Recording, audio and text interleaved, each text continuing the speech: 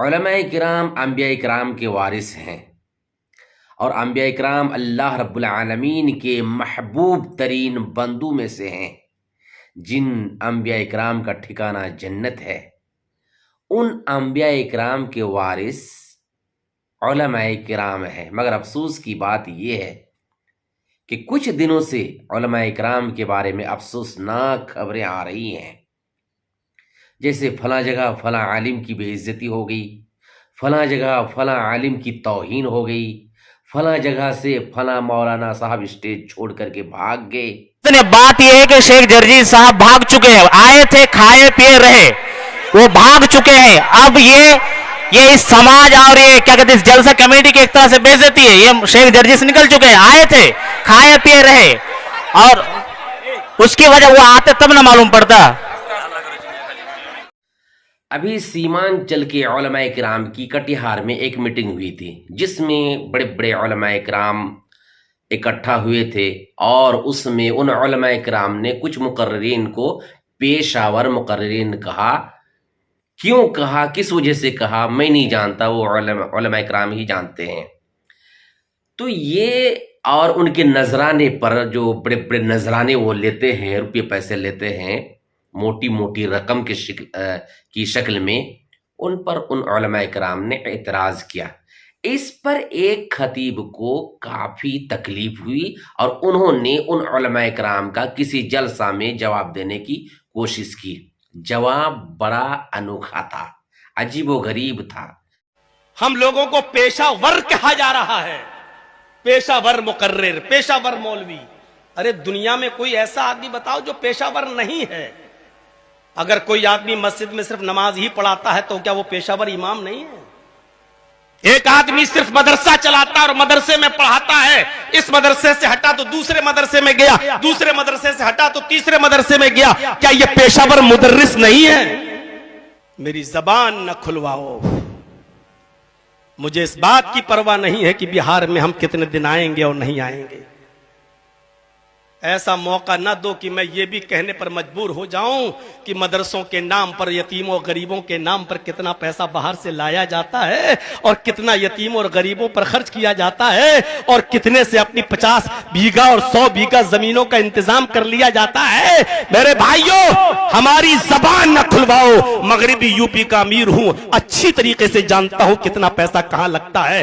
بہار اور بنگال میں سیلاب اور باڑھ کی شکل میں کتنی مدد ہوتی ہے، اور کتنا سیلاب اور باڑھ میں دیا جاتا ہے، اور کتنا اپنے پاس رکھ لیا جاتا ہے۔ ہماری زبانیں نہ اللہ کے بندے، جنہیں پیشہ ور مقرر کہا گیا ہے، ان میں اور ان ٹیچروں میں یا مسجد کے امام میں فرق نہیں ہے؟ وضاقتہ میں بھی فرق ہے، عادت و اخلاق میں بھی فرق ہے، بول چال میں بھی فرق ہے۔ آپ ایک رات میں 70-80 ہزار لیتے ہیں، ایک دن پڑھانے کا اور ایک دن امامت کرنے کا امام صاحب یا مدرس صاحب کو کتنا ملتا ہے؟ آپ کو ایک رات میں جتنا مل جاتا ہے، آدھے سال میں اتنا نہیں ملتا ہوگا کسی مدرس کو۔ میں بھی ایک مدرس ہوں، الحمدللہ فضیلت تک پڑھاتا ہوں کسی ادارے میں۔ تو دونوں کو کیسے برابر کر رہے ہیں آپ؟ دونوں کو برابر نہ کریں، اور نہ دونوں برابر ہے۔ میں بھی جلسہ میں جاتا ہوں، میں نے گزشتہ سال 7 یا 8 جلسے میں نے کیے، 3 جلسہ میں کچھ مجھے ملا، ایک جلسہ میں 1500، ایک میں 2000، اور ایک میرے گھر سے 70 کلومیٹر یا 65 کلومیٹر گیا تھا، اس میں 3500 ملا۔ 4 میں کچھ بھی نہیں، کوئی اعتراض نہیں، کوئی دکھ نہیں، کوئی تکلیف نہیں۔ میں نے کسی جلسہ میں کسی مقرر کو دیکھا، ایک موٹی رقم انہیں دی جا رہی تھی، تقریباً 10,500 کے برابر، مگر وہ مقرر کیسا تھا پتہ نہیں، پیشہ ور میں نہیں جانتا، لیکن ان کا طریقہ مجھے اچھا نہیں لگا۔ ایسے ایسے اٹھا کے پھینک رہے تھے، نہیں اتنا ہی مجھے چاہیے، نہیں ایسا ہی چاہیے۔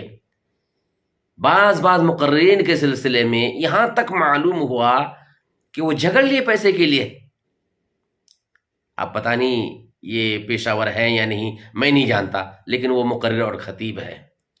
کسی مدرس کے بارے میں آپ یہ بتا سکتے ہیں کہ تنخواہ کے لیے اس طرح جھگڑ لیا ہوں کہ ہر دن مجھے اتنی تنخواہ ملنی چاہیے؟ کسی امام کے سلسلے میں آپ نے کبھی سنا ہے؟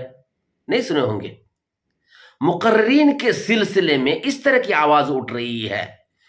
کسی بھی ٹیچر یا کسی بھی امام کی تنخواہ کے سلسلے میں آپ سنے ہوں گے کہ اس طرح کی آواز اٹھ رہی ہے۔ پیشاور مدرس، پیشاور امام کہا گیا ہے کبھی؟ بلکہ وہ علماء جنہوں نے مقررین کو پیشاور کہا ہے، ان علماء سے پوچھ لیجئے گا، کسی بھی ٹیچر کی تنخواہ پر انہیں اعتراض نہیں ہوگا، کسی بھی امام کی تنخواہ پر انہیں اعتراض نہیں ہوگا۔ ہو سکتا ہے انہیں دکھ ہو، افسوس ہو کہ 1 مہینہ تک پڑھاتے ہیں، انہیں 8-10 ہزار روپیہ دیا جاتا ہے، دکھ ہوگا۔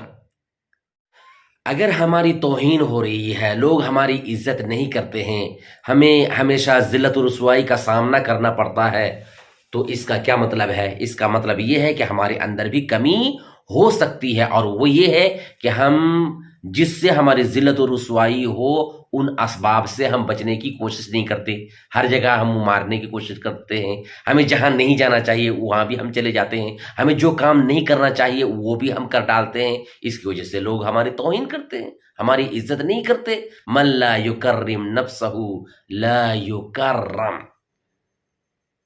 جو اپنے آپ کی عزت نہیں کرتا، لوگ بھی اس کی عزت نہیں کرتے۔